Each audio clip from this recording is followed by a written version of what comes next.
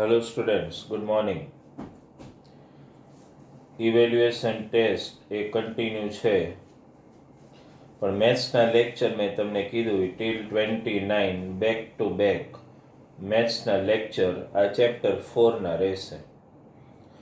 You have already attended lecture number 9. એના જે examples I have given in homework most probably you have solved.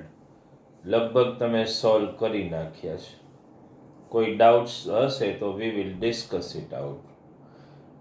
In today's lecture number 10 આજે આપણે શું કરીએ છીએ? વર્ક પેપર 2 જે છે ને તમારી પાસે, એમાંથી વી are targeting the example based on speed. બે ટાઈપના છે એમાં, એક સ્પીડવાળા અને એક પેલું ડાઉનસ્ટ્રીમ અપસ્ટ્રીમ વાળા. એટલે આપણે બધા સમ બે section we are targeting as a whole. એટલે આજના લેક્ચરમાં સમ આપણે બે જ ગણશું. વન રિગાર્ડિંગ નોર્મલ સ્પીડ, એટલે લગભગ if you just verify the work paper 2 number I think 13 to 17, અને પછી 18 to 20 એમાંથી એક ગણશું. એ જે 18 to 20 છે ને એ they are examples regarding speed in downstream and upstream, એ ટાઈપના છે.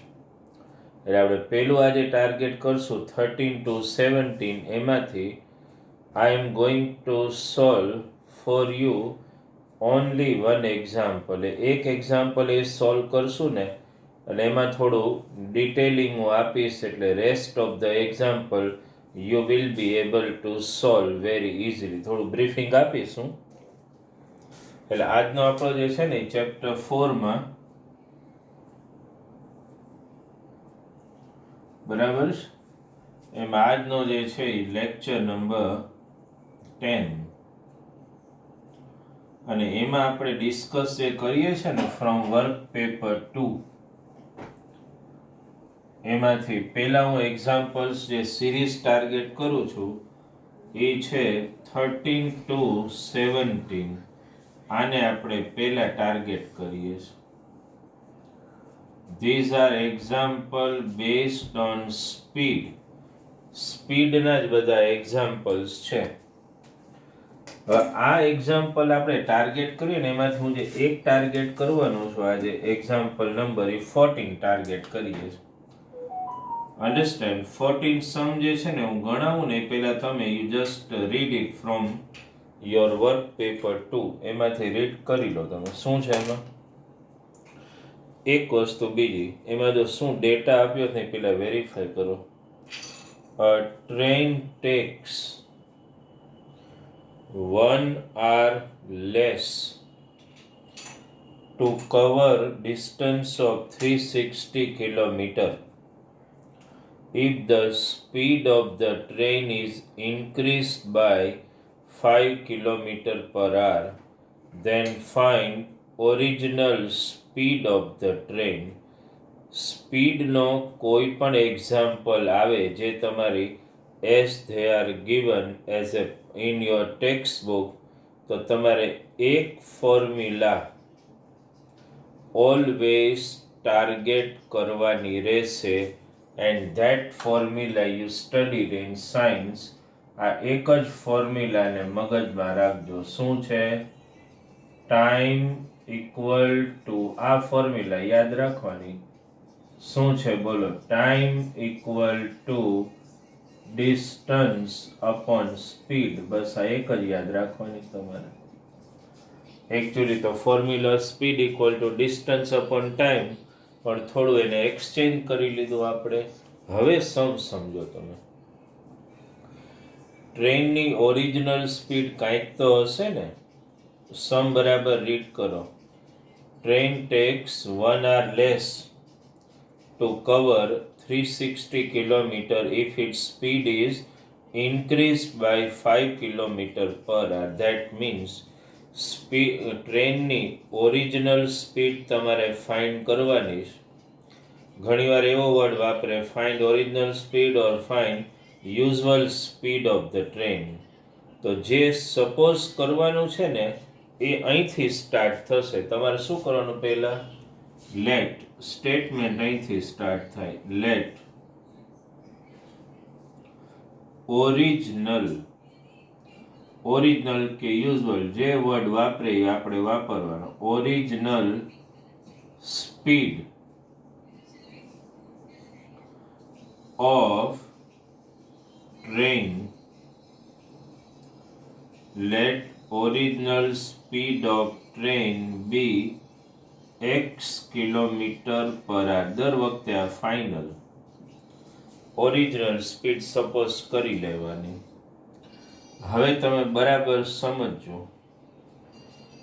ટ્રેનની આ સ્પીડ હોય ને ત્યારે એને કેટલો ટાઈમ લાગે? ટાઈમની ફોર્મ્યુલા મેં લખી. શું? Distance upon speed. બરાબર ધ્યાન આપજો. ડિસ્ટન્સ તો 360 છે. તો આ સ્પીડ હોય ત્યારે કેટલો ટાઈમ લાગે બોલો તો? 360 અપોન x. વસ્તુ સમજાય? 360 એટલે ડિસ્ટન્સ ને સ્પીડ એની x હોય. તો આ ટાઈમ મળી ગયો ને આપણને. ક્યારે? જો એની સ્પીડ આ હોય તો. Now you are increasing the speed by 5. તો એ ન્યૂ સ્પીડ શું થઈ જાય? x પ્લસ 5 થાય. તો હવે એને કેટલો ટાઈમ લાગે કયો તો? ડિસ્ટન્સ તો એનું એ જ રહેશે ને, પણ અપોનમાં x પ્લસ 5. આ બે ટાઈમ લખ્યા મેં. ઓબ્વિયસલી પહેલા ટાઈમ વધારે જ લાગતો હોય ને, કારણ કે હવે સ્પીડ ઇન્ક્રીઝ કરો છો તો લેસ ટાઈમ લાગે. તો આ બે ટાઈમને માઇનસ કરો. યાદ રાખજો સ્પીડના સમમાં આ ટાઈપના જે સમ છે ને 13 to 17 એમાં વચ્ચે માઇનસ જ આવે. તો આ 360 અપોન x આ પહેલા જે ટાઈમ લાગે છે એ ડિસ્ટન્સ અપોન સ્પીડ. આ પછી લાગે એ આફ્ટર ઇન્ક્રીઝિંગ ધ સ્પીડ. તો આ ટાઈમમાંથી આ ટાઈમ માઇનસ કરો તો how much time less? 1 hour એવું લખેલું છે. જુઓ આટલું ક્લિયર થઈ ગયું તમને? બરાબર ધ્યાન આપજો. આમાં માની લો કે ઊંધું હોય ને સ્પીડ ડિક્રીઝ. માની લો કે એમ હોત તો ડિક્રીઝ. તો આ જે છે ને પહેલા આવે, કારણ કે ડિક્રીઝ થાય એટલે ટાઈમ વધી જાય ને. તો માની લો કે એમ હોત તો 5 કિલોમીટર રિડ્યુસ. તો શું લખો તમે? આ આખું ઇક્વેશન 360 અપોન x માઇનસ 5 પહેલા આવે, minus 360 upon x equal to 1. Decrease હોય ને તો એ પહેલા આવે ને x વાળું પછી આવે. ઇન્ક્રીઝ હોય તો x વાળું પહેલા અને આ પછી આવે. ચલો LCM નું સ્ટેપ. આમ તો ક્રોસ મલ્ટીપ્લાય જેવું છે. આની સાથે multiply 360 into x plus 5 minus 360 into x equal to આ 1 સાથે આ બે મલ્ટીપ્લાય થશે x into x plus 5. 1 લખવાની તો જરૂર નથી. ચલો બ્રેકેટ ખોલતા જાઓ. 360x plus 360 5 જા એક 0 એમને મૂકી દો પહેલા. 5 6 જા 30 એટલે 0 ને 3 એટલે 1800 માઇનસ 360x ઇક્વલ ટુ આ બ્રેકેટ ખોલી નાખો x સ્ક્વેર x ઇન્ટુ 5 એટલે 5x. આ બધા સમમાં આ પ્રોટોટાઇપ જ મેથડ આવશે. આ ક્રોસ મલ્ટીપ્લાય અને આ બંને અહીંયા મલ્ટીપ્લાય. આવડી ગયેલો. હવે અહીંથી લખવાનું સ્ટાર્ટ કરો કથન. મગજ દોડાવજો. આ હું પહેલા લખું છું. આને આમ ટ્રાન્સફર કરીએ તો શું આવે બોલો? x square.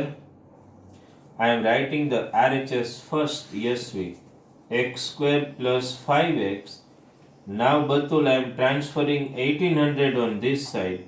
એટલે 1800 equals to 0. લ્યો બની ગયું equation.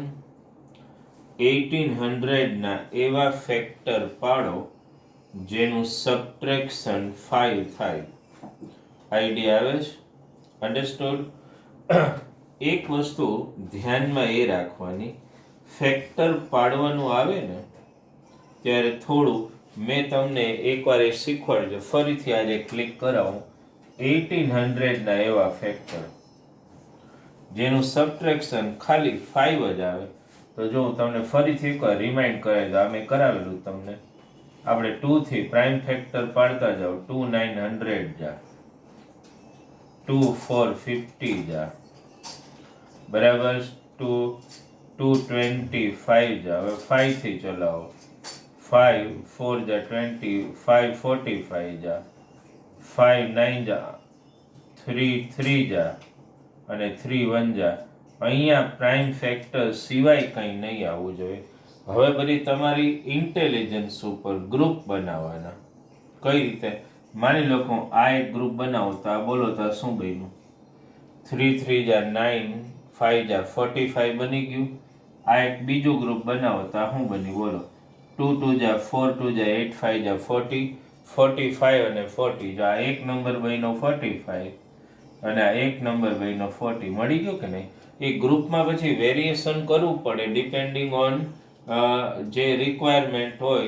that way accordingly you have to do some necessary variations. okay, ચલો મળી ગયા બે factor. x² plus 45x minus 40x minus 1800 equal to 0. આમાંથી x common, x plus 45 minus 40 common, x plus 45 equal to 0. બે bracket બનાવો તો શું બને બોલો? એક બનશે x plus 45, એક બનશે x minus 40 equal to 0. આ હું હવે હમણાં રાખો છો એટલે કદાચ રિપીટ જોવા થાય કે આ રીતે કરી શકો. બેને 0 સાથે કમ્પેર કરવાનું સ્ટેપ અહીંયા હું કરી નાખું છું. આની પછી અહીંયા ધ્યાન આપજો પાછા, કોઈ કન્ફ્યુઝન ન થાય. આ it's not a part of sum, this is just to teach you how to factorise the large number to get such a small number by subtraction. એના માટે કમ્પેર કરો તો એક્સની બે વેલ્યુ શું આવે બોલો? એક માઇનસ 45 આવે અને ઓર એક આવે x ઇક્વલ ટુ 40. સ્પીડ કોઈ દી નેગેટિવ તો ન જ હોય, તો અહીંયા ખાલી લખી નાખવાનું x equal to minus 45 is not possible. Reason જે છે એ તમારે આ આપી શકો, બીકોઝ લખવું હોય તો અથવા આમે લખાય as speed cannot be negative, આવું લખી શકો. therefore the original, આખા સ્ટેટમેન્ટ લખાવું છું, original speed of train is 40 kilometre પર hour. આખો સમ થઈ ગયો. જોઈ લો એકવાર, કાંઈ નથી. મેઇન તમારે આ મેઇન એક તો ઇક્વેશન બનાવવા ધ્યાન. અહીંયા સ્પીડ ડિક્રીઝ હોત તો આપણે શું લખત બોલો? 360 upon x minus 5 પહેલા આવી જાય, minus 360 upon x equal to 1. Increase હોય ને ત્યારે x વાળું પહેલા, કોમન સેન્સ. ડિક્રીઝ હોય ને ત્યારે x વાળું પછી આવે. આટલું ધ્યાન રાખવાનું. અન્ડરસ્ટેન્ડ લ્યો. આ એક સમ ખાલી એકવાર વેરીફાઈ કરી લો. then we want to target one another. આ બધા જે સમ છે 13 to 70 are all falling under the same category. બધા એક જ ટાઈપના સમ. એકવાર ખાલી just have a look and just write down and verify.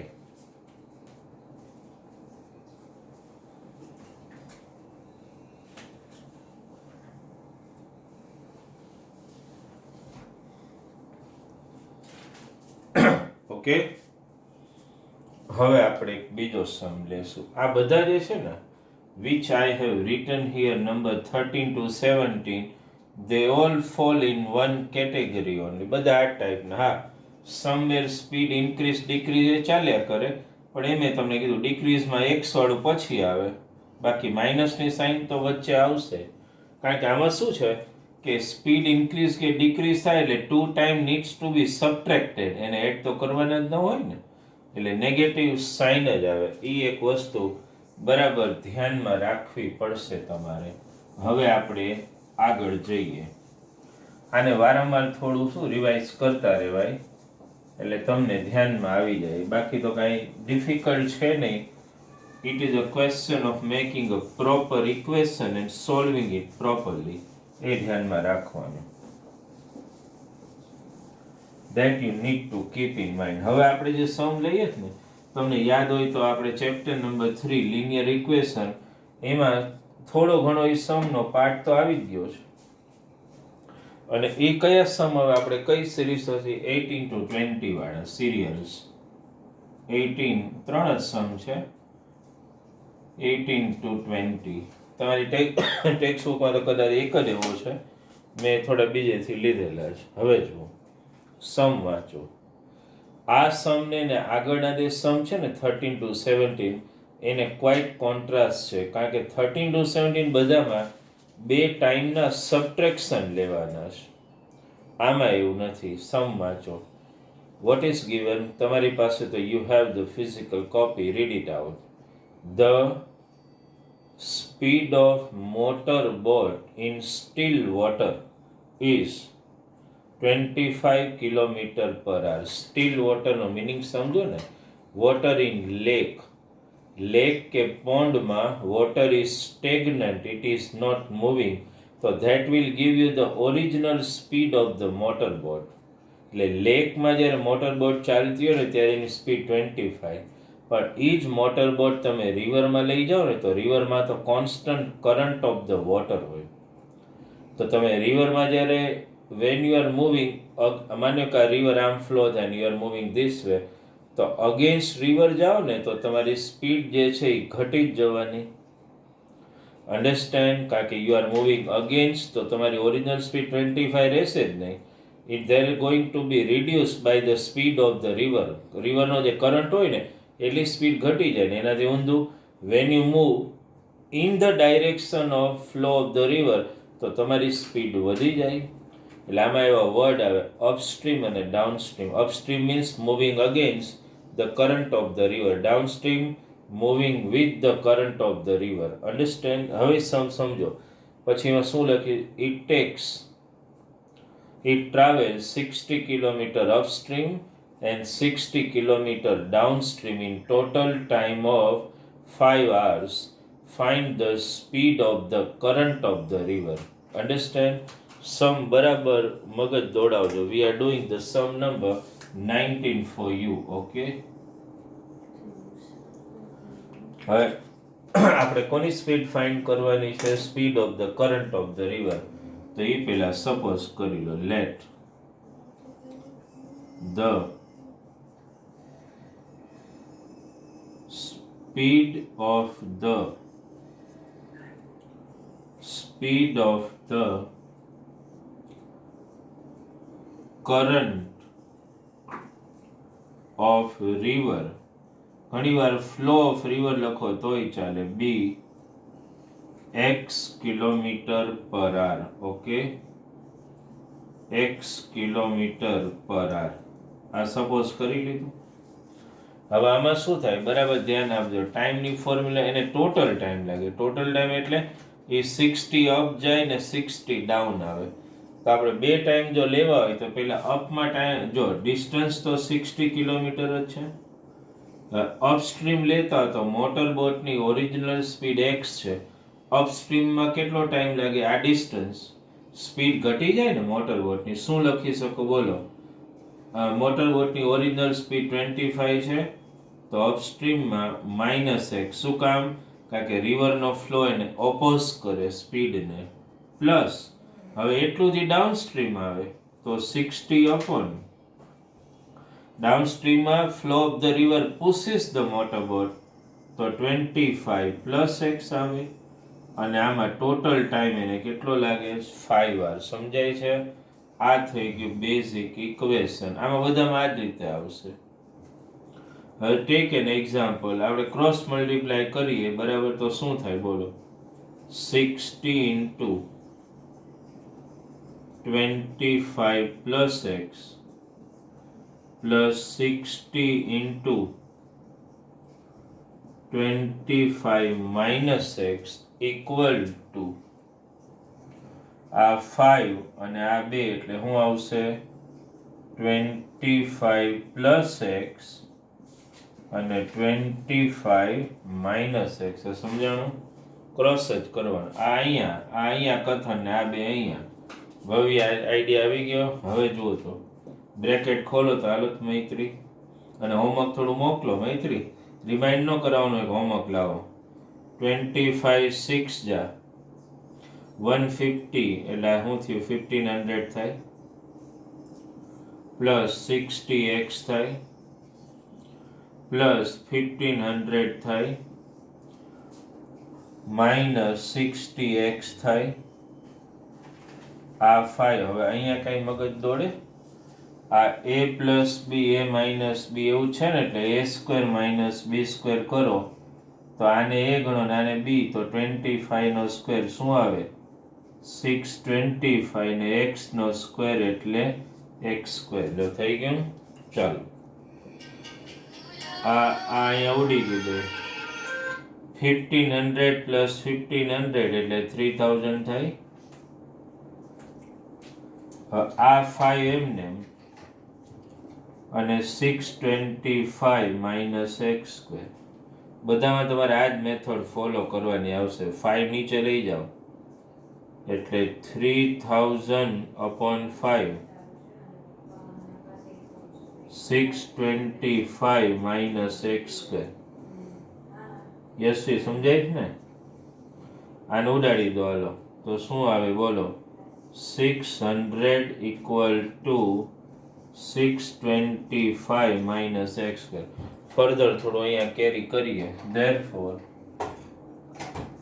x square equal to 625 minus 600.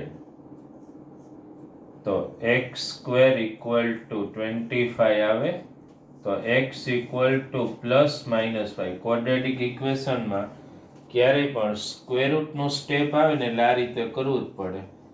x equal to plus minus 5. પછી તો ખબર જ છે, x equal to minus 5 is not possible એવું લખી નાખવાનું.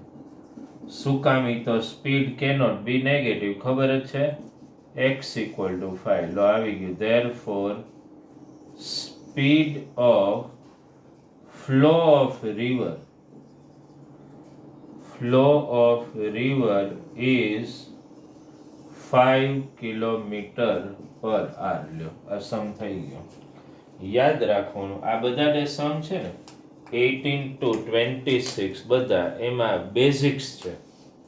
આ બેઝિક પકડી રાખવાનું. Current of the river, flow લખો કે અહીંયા ઘણી વાર આવી લખાય, late the speed of the flow of the river તોય ચાલે, x કિલોમીટર પર. આમાં ફિક્સ જ તમારે બધા સમમાં જો એકનું એક ફોલો કરવું હોય તો ઉપર ડિસ્ટન્સ, અહીંયા મોટર બોટની સ્પીડ હોય એમાંથી માઇનસ એક્સ ને પ્લસ એક, વચ્ચે પ્લસની, કારણ કે આમાં ટોટલ ટાઈમ ડાઉન સ્ટ્રીમ અને અપસ્ટ્રીમનો. અને પછી તો સમ તમે જોઈ લો, ક્વાઇટ ઇઝી. આમાં કેલ્ક્યુલેશન્સ જે આપ્યા છે ને એ કેલ્ક્યુલેશન તો are quite simple to do rather than that one. આમાં ઉલટું બધું ઉડી જ જાય. Understand? You will get easily the answer. The speed of flow of the river is 5 kilometre per hour. એકવાર જોઈ લો. આજનું જે સેશન જે છે ને એમાં મારું ટાર્ગેટ એ હતું 13 to 20 બધા સમ લઈ લેવાના. એમાં 13 to 17 માંથી એક સમ આપણે ગણ્યો 14, અને 18 19 20 માંથી આઈ હેવ ડન 19. આ જે સમ જે છે ને એને તમે એવી રીતે ક્લાસિફાઈ કરી શકો કે these are the example based on speed. પણ એક્ઝામમાં તો તરત ખબર પડી જ જાય. ઓલામાં ખાલી શું હોય, આગલા સમ આપણે ગણીએ એમાં either speed increase or decrease, that way the data has been described. પણ આ ટાઈપના સમયમાં ચોખ્ખું લખેલો જ આવે કે time required to cover downstream and upstream. તો સમમાં વર્ડ જ આવે ઓલરેડી ડાઉનસ્ટ્રીમ ને અપસ્ટ્રીમ, એટલે immediately you will come to know that you need to follow this method here. Understand? આમ આ એક્ઝામ્પલ્સ એક સાથે જો કદાચ હું વર્ડ પ્રોબ્લેમ્સ તમને if we would have done without categorizing them specifically, તો this would have been a very difficult topic for you. પણ આપણે શું કર્યું કે we have categorized them. ભલે એક્ઝામમાં તો કંઈ એવું નથી આવવાનું, પણ રેક્ટેંગલ બેઝડ, નંબર બેઝડ, પછી સ્પીડ બેઝડ, ડાઉનસ્ટ્રીમ અપસ્ટ્રીમ, ભલે પછી તમે એક્ઝામમાં when you prepare you are going to prepare them as a whole unit, પણ ત્યાં સુધીમાં you would have practice this example so much that you can master it. Understand? તો આ એક વસ્તુ ધ્યાનમાં રાખજો. તો આજનું જે આપણું ટાર્ગેટ હતું એ એક્ઝામ્પલ બેઝડ ઓન સ્પીડ, અને આજનું જો હોમવર્ક લખાવીએ ને આપણે તમને, અન્ડરસ્ટુડ, હોમવર્ક, તો એમાં તમારે કયા સમ ગણવાના થશે? 13 to 20 આ બધા સમ ગણવાના છે તમારે. Understand? You have to do example number 13 to 20 and then you have to send me. બરાબર? સાયન્સના જે લેક્ચર્સ જે છે એ પછી આપણે 29 પછી કંઈ ડિસિઝન લઈએ. બરાબર? Then I will send the lectures for science. Understood? તો આ વસ્તુ એક ધ્યાનમાં રાખજો. રાઈટ? ઓકે. તો homework up to date. Reminder હોમવર્કના આપવા પડવા જોઈએ નહીં. Homework needs to be submitted by 5. એ વસ્તુ ધ્યાનમાં રાખો. આઈડિયા આવી ગયો? બરાબર છે. Thank you very much.